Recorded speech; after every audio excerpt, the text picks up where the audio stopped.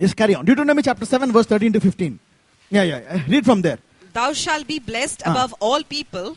There shall not be male or female barren among you, or among your cattle. And the Lord will take away from thee all sickness. And hallelujah. Look, what will he do? What is again he want to... How can he differentiate you about them? He will take all sickness away. Everybody say, all sickness. Yeah. He says, none of these diseases. I will take sickness away. All sickness away from you. Hallelujah. So how will God bless, you above the people? Now, is it the plan of God so that his church should rise above others? Yeah. So, till now, we are confused. We are mixed with the heathen. We are mixed with others. People could not differentiate. How many of you want to be differentiated? Hallelujah. So, now, one question. How many of you love Jesus?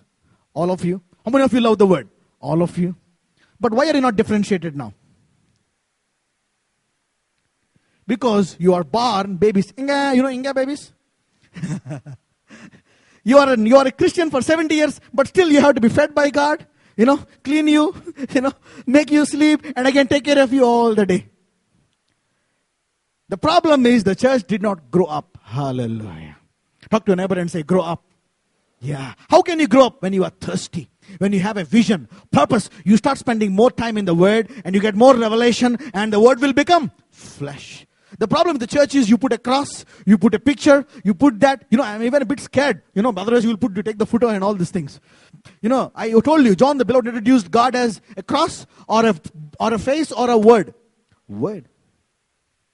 It's the word. So you need to show thirst of more word and, grow and grow and grow and grow. So when the church grows up, what happens? You clearly get differentiated from the world. Hallelujah. That's what we have seen. We will go from strength to strength so that we can walk through the valley of Baca and make it full of waters and change the season also. Hallelujah. So you can change the deserts into nice fertile lands. That is the power of the church. Hallelujah. Everybody say, I need power. Okay, Sister Carrie. Now, looking to the 3 verses. We have seen 3 verses. Now, what do you mean by healing now? What do you mean by healing now? How can you, if somebody asks you, after listening to this, you had a different definition of healing. Yeah? And now, what do you define healing now after knowing this words? Yeah, what do you mean by blessing now? Take sickness away. Now, this is a very tough promise, tough to believe. Maybe, is this promise yes or no? If you take this promise and say, 2 weeks back we had one promise. What is that?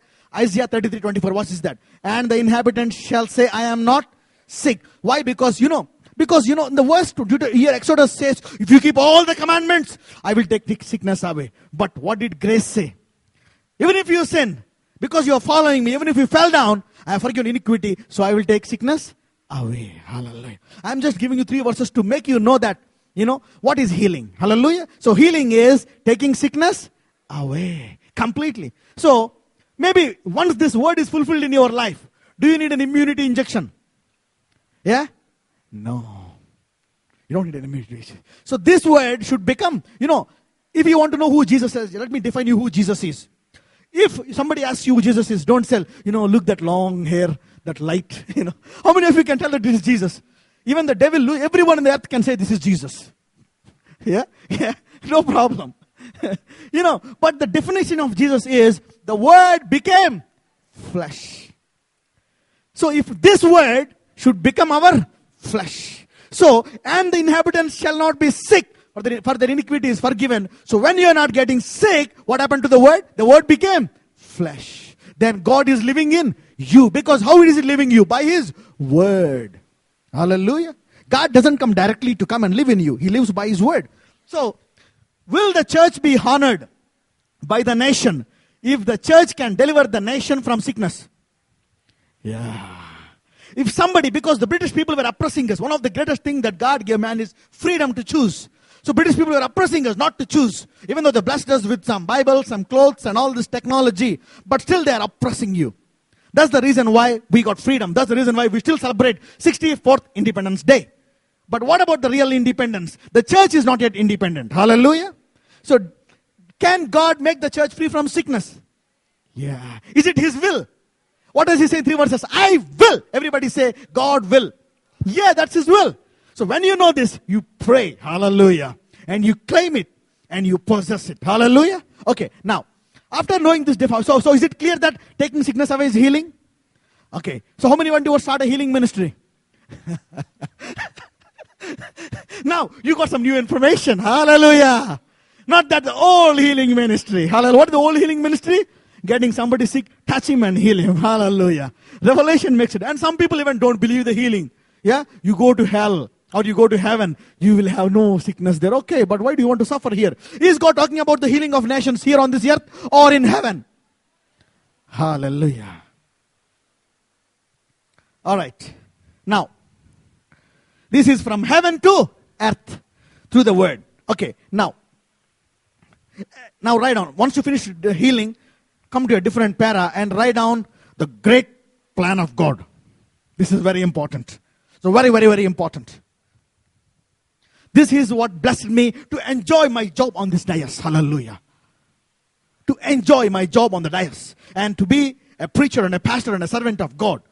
This is, the plan has blessed me really. And it will also bless you. Hallelujah. You will jump to joy the moment I share these verses. Okay, now.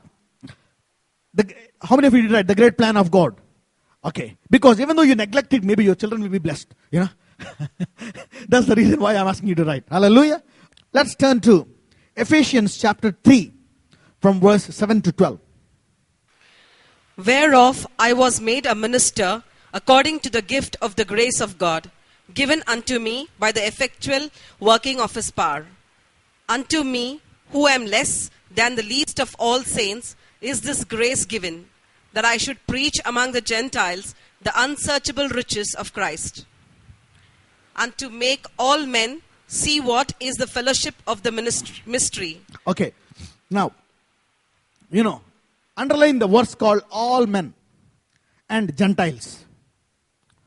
Underline these two verses, Gentiles and all men. What do you mean by Gentiles? What do you mean by Gentiles? One who are not Jews are called. People other than Jews are called Gentiles. They are called Gentiles. What do you mean by all men? Including the Jews also, all right? Okay, everybody, all men. Okay, underline these two verses and now carry on, sister. And to make all men see.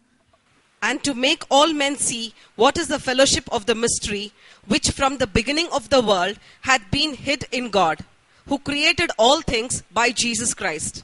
To the intent that now unto the principalities and powers in heavenly places might be known by the church the manifold wisdom of God. Look.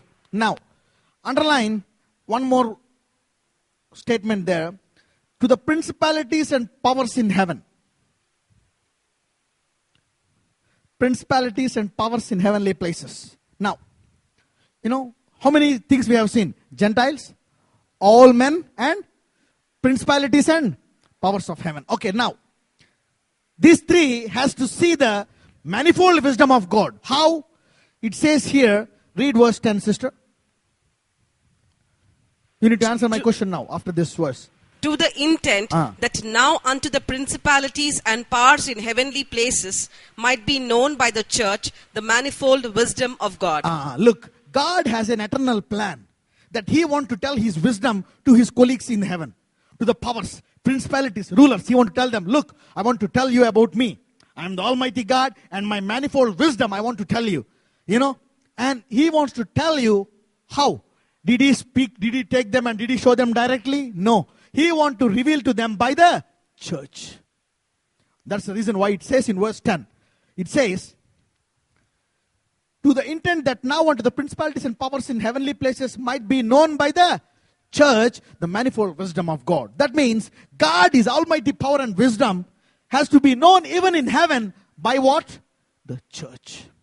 Hallelujah. Yet that means all the heaven powers, principalities and authorities are looking to the church to know their God who is sitting